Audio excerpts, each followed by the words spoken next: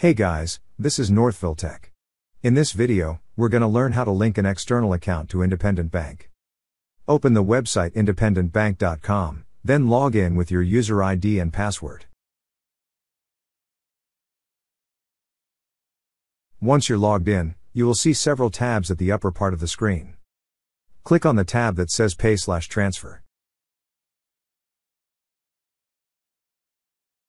On the drop-down list, you will see an option that says Add External Account.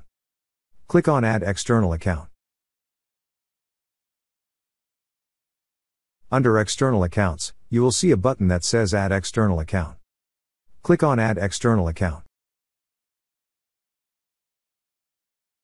On this page, enter all the necessary information such as the routing number, account nickname, and the type of the external account you wish to add. Once entered, click on Submit. Here, you will see the external account you've added, but it is not yet verified. To verify your external account, click on Verify. To verify your external account, you need to make a trial deposit. Just follow the on-screen instructions and prompts to complete. That's how you link an external account to Independent Bank. Thank you so much guys for watching, and if you have not yet subscribed to our YouTube channel, please subscribe to our YouTube channel as we create tech videos related to financial apps almost every day.